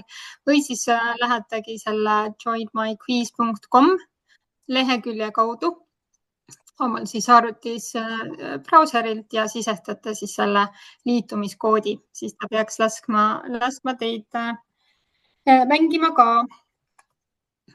Ja vaatame, siin on ilusti nimed kenasti ka kirjas, et me võib-olla vaatame, kas meil õnnestub välja selgitada ka võitja. Ma ei ole päris veendunud, et ta meile selle ilusti välja arvestab, aga kui ta seda teeb, siis äkki me saame ka mingi lasteabi natukene võidupakikesse panna kokku kõige osavamale ja kiiremale. Need küsimused tõesti ei ole keerulised ja neid ei ole väga palju, nii et ootame siin veel, äkki tuleb mõni liituja mängu.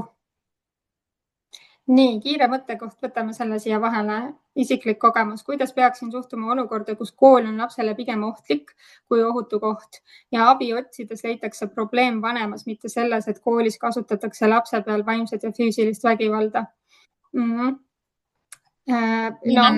Ikkagi seesama koht, et kui meil on mingi info, võib-olla hea jälle faktid kirja panna, see teavitus teha siis vormi kaudu, et kui ma saan aru, et juba on ühel või teisel viisil ka sellest märku antud, et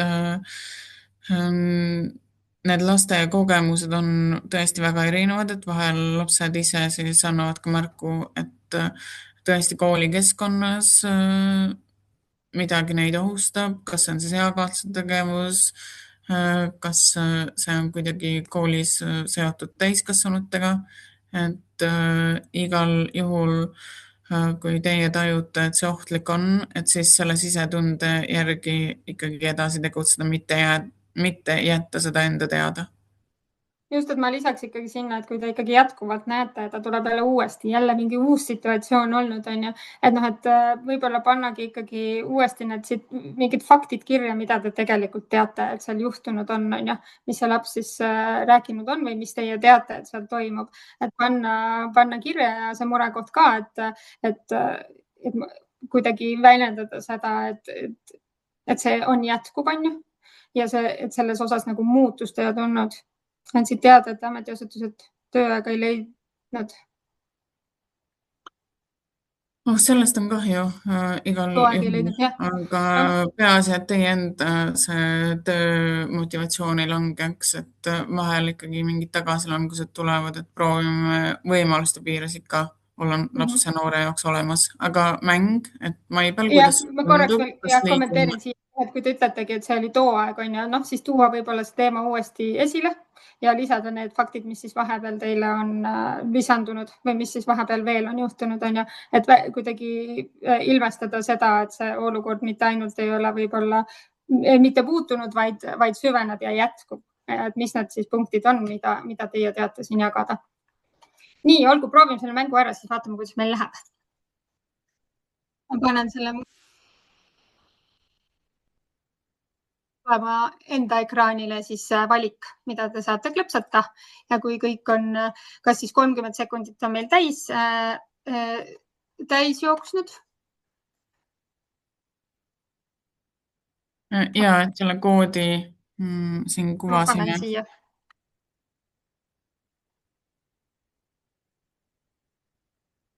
See mulle panna 70, 65, 84 siis. Nii, ja kui aeg saab täis 30 sekundit, siis meile antakse ka see, lõpeb see vastamise käik ära. Kes ei jõua, see ei jõua. Mõiste abivajaja-laps siis hõlmab tegelikult ka endas seda hädaohus olevat last. Jah, nii on, et kõik abivajajad lapsed ei ole hädaohus olevad lapsed, aga kõik hädaohus lapsed on siis ühtlasi ka abivajajad lapsed. Nii, abivajavast lapsest teatamine on noorsootöötajate jaoks võimalus, mitte aga kohustus.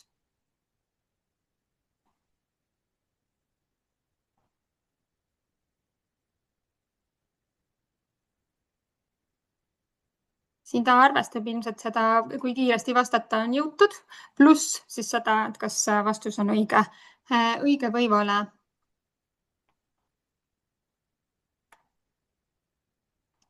Ja kui 30 sekundit meil saab täis, siis lõpeb see vastamise aeg ka. Jah, et kohustus on meil kõigil, mitte ainult siis lastega töötavatel spetsialistidel, vaid kõigil meil ka kodanikuni on kohustus teatada, et võimalusi on erinevaid, kuidas seda teha, aga märkamistest peab ikkagi tegelikult abivajavate laste puhul teada andma ka. Noor vajab erispetsialisti abi, aga vanem ei tunnista seda või ei oska abi küsida, et kas sellisel juhul meil on tegemist abivajava lapsega, hädaohus oleva lapsega või on ta nii-öelda tavaline laps, kes ei vaja siis mingit lisatuge ja tähelepanu sellises olukorras.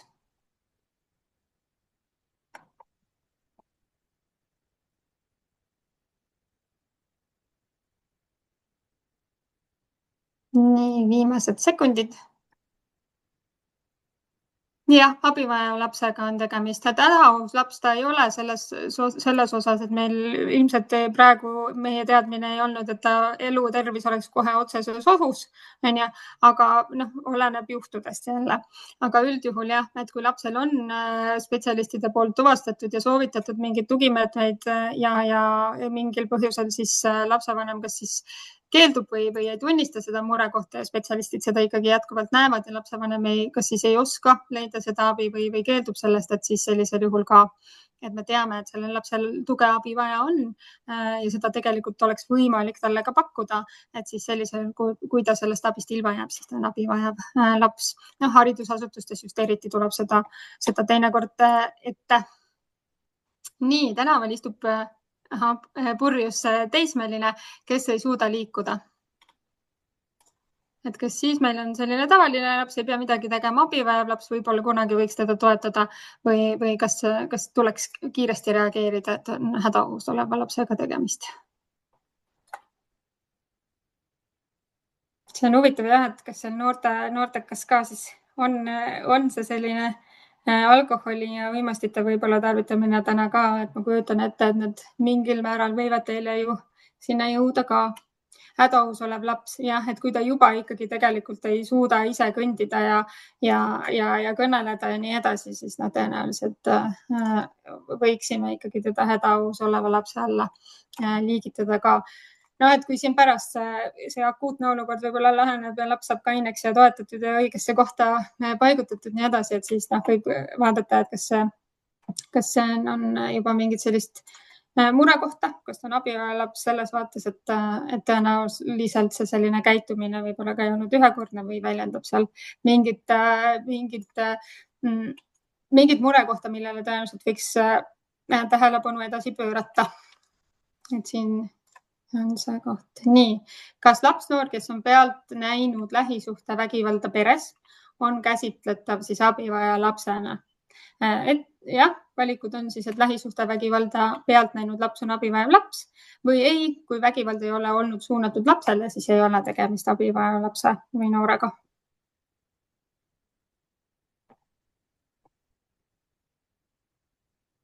Lähisuhtevägivalla juhtumeid ka on ilmselt ainult jäämäe tipp, mis saavad moel või teisel ka kuidagi sellise ametliku nii-öelda lahenduse.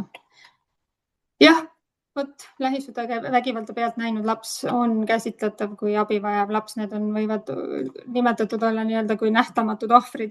Ehk siis, et justkui probleem on vanemate vaheline, aga see laps selles keskkonnas kasvab, elab ja kindlasti mingil määral sellest nende omavahelisest suhtest ka mõjutatud, siis sellisel juhul saab.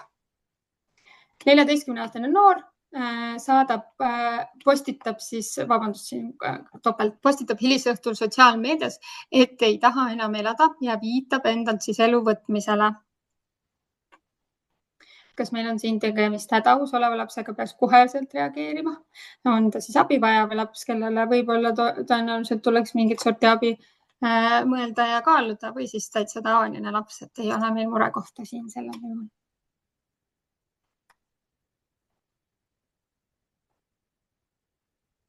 Nii, hädaohus olev laps. Jah, et kui ta ikkagi juba annab meile märku sellest, et ta oma enesetapukatsed plaanib teha ja meie teda selles mõttes me ei saa ka hinnata seda probleemi akuutsust. Aile näitas neid tööriistasid näiteks on ja, et me ei saa teda seal keset tööd aitama minna, aga ta sellele viidanud on, et ta enda elule ohtlik on, siis on ta tegemist hädaohus oleva lapsega. Ja.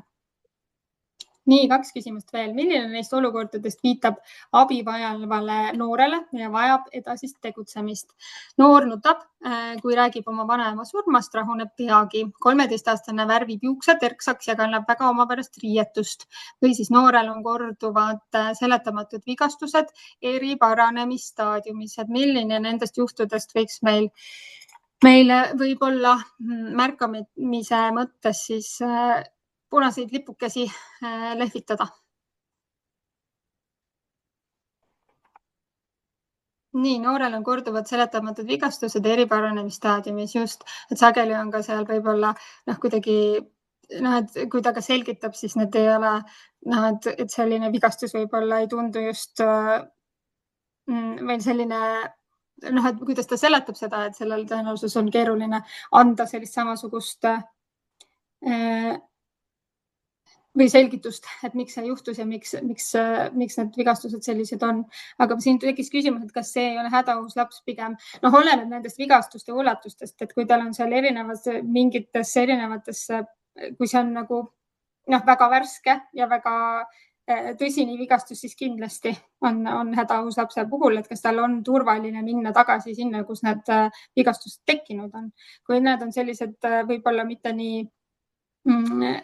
nii ohtlikud vigastused, aga me näeme, et seal on erinevas paranemisjärgus just see on see ja mingid sellised vigastused, mis võivad olla tekitatud kellegi teise poolt, on ju, mitte, et ta ei ole siin libedaga kukkunud, me ei oska seda selliselt selgitada, et siis pigem on ta abivajav laps, kui ta kohe ei vaja akuutset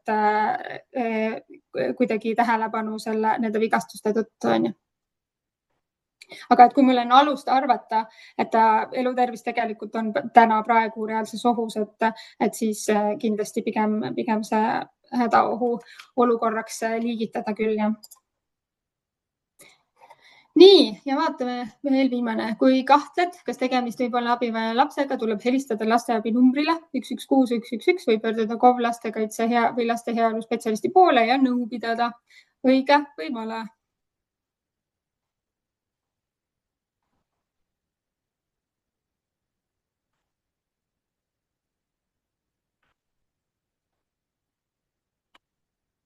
Nii, vaatame. Siin veel vastuseid mõni oodata ja aeg saab meil tiksub läbi. Jah, siin ei olnud küsimustki, et on võimalus nõu pidada küll, et see võib-olla tänasest endale kaasa võtta, kes veel seda osa lasteabist ei olnud enda jaoks kuidagi mõtestanud või ei olnud teadlik sellest, et see ei ole ka ainult lastele pöördumiseks, vaid ka spetsialistile nõu ja toe saamiseks on nad olemas, annavad nõu, mida siis teha ja kuidas käituda ja kelle poole pöörduda.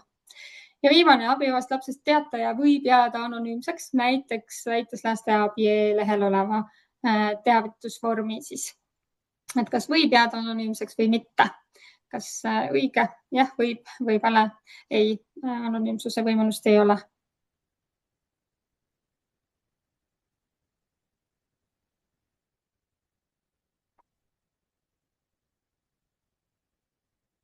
Nii, no mängu viimased 2 sekundit on veel neid küll, kes on pidanud vastu lõpuni meiega ja õige, jah, võib jääda anonüümseks, et alati ei pea andma enda nime ja numbrit ja nägu sinna juurde.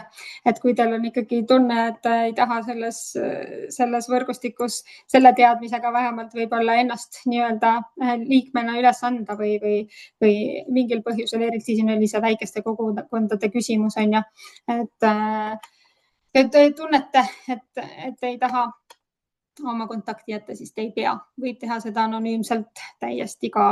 Nii et see olgu siis meile ka selge. Nii, kuulge, aga aitäh